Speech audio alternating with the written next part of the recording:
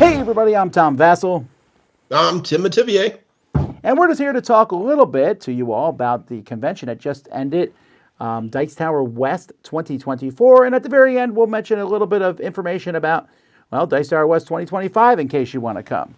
That's Um, right. but but this was, in case you, well, for those of you who don't know, Tim is the convention director of Dice Tower West, and everything that is good is because of him, and everything that's bad is because of me. Right. Me and Dave. Yes, and Dave is not with us.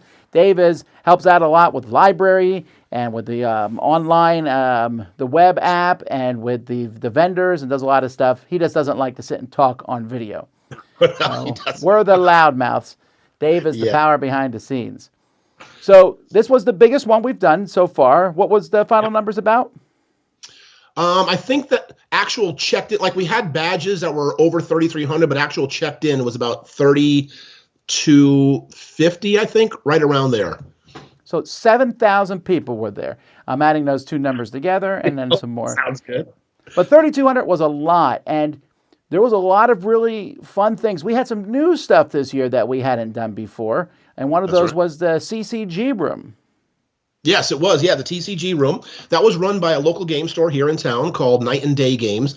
It was their first time doing it. They did fantastic as far as like sales. They had good sales. Many people loved it, but it was the first time that we were working together, you know, them with us and us with them. And so next year they're really excited to expand it and grow it.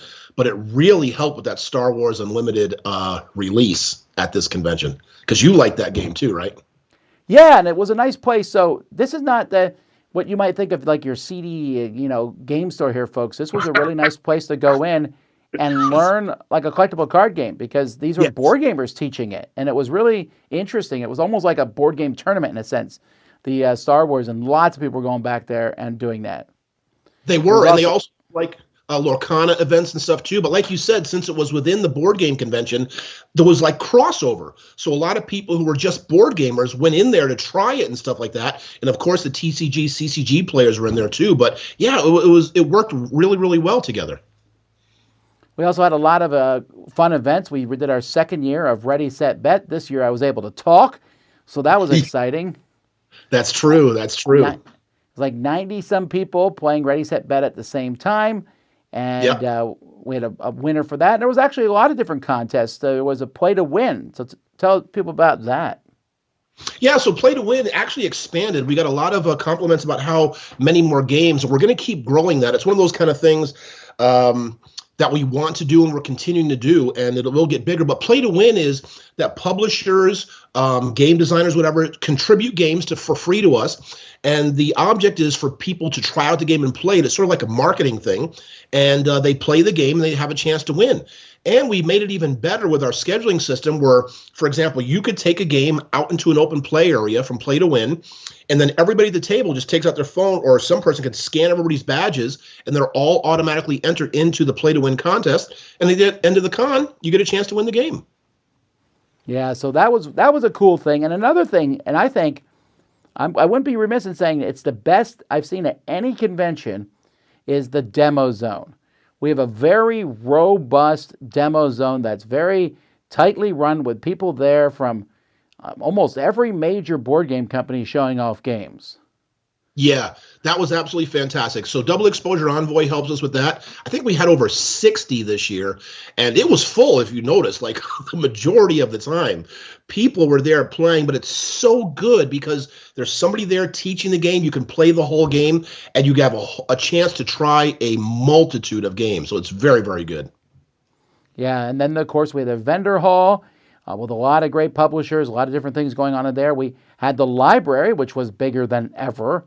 And man, Tim, when I went to see the library, so many holes, so many games were checked out. We're going to do a separate video later on where I'll talk about the library stats. Once Dave sends those to me, we'll tell you what games were checked out the most. I still don't know yet. I'm very interested. But some people weren't in there much because they were in the hot games room, where the Yes. kings of that room were 3 games, I think, were played the most, which was Wormspan Yep. and the Paths of Civilization, Correct. and Then it was probably a two-way tie for the third most played game in there, which would be either Veil of Eternity or the one Tim made me put in there, which was Amazonia, or what was that called? Life of Amazonia. Yes, well, that's a fantastic game. I mean, come on. No, it is a great game, but I mean, Tim loves it. But then if you played those games, you were able to go over to a booth in the exhibit hall and buy them. Correct. That is true. Meepleville, my board game cafe, along with my partners, they were there running it. Yeah, we had all the hot games stocked, and people could go over there from the hot games room and buy them. So that was good too. But you taught me Life of the Amazonia. I did. So it's a really good game. So I really like that. That was neat. And I mean, there was other hot games too. And I mean, that hot games room, I get there at 6 a.m. every morning, usually, somewhere around there. And there's a few people in there. But by 7 a.m., that room starts to fill up. And then people just come in there and watch it. It's a really cool thing. A lot of conventions do it. But I think we have the best because we have our fingers on the pulse with the hot games. Of course we do. And the thing about it is, there's a buzz, right? Like you're saying, from like 7 o'clock in the morning till, midnight. It's just a buzz in there. It's full. People are playing all the games. And we've got those beautiful game theory tables in there too, with the game toppers. It just looks really, really nice. And we've got premium games like Deluxe. Did you see Stefan brought his Seven Wonders Architects again, the big one? And we got like Small World, Giant Azul, other games like that. Yeah, it's really, really nice. Yeah, now I don't want to get people too excited because there's a couple things we don't have at Dice Tower West. One of those is registration lines. So if you like standing in line for hours, I apologize. It was not there at Dice Tower West. This is one thing I really love.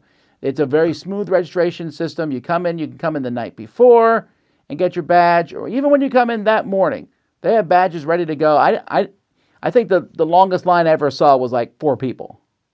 Yeah, because both, for our 5-day badge, we open it up on Tuesday from 6 to 10. So that clears out a whole lot of people come early, and we open it up for play so people can go in and sit down and start gaming Tuesday night. And the same thing for the weekend badge. People who, when it starts Friday, you can come in Thursday night at 8 o'clock, pick up your badge early, and go in the con and start playing too. So yeah, we really try to focus on not having lines or waits at all. And there's also a lot of different shows and panels, and a couple of those shows, like maybe 2, are going to show up on the Dice Tower. The rest, you got to go to find them out and watch them. There's a lot of shows that are going to be there next year. You'll see the same thing. And we had designer panels. And speaking of designers, are you a wannabe designer? Are you watching this and you want to design?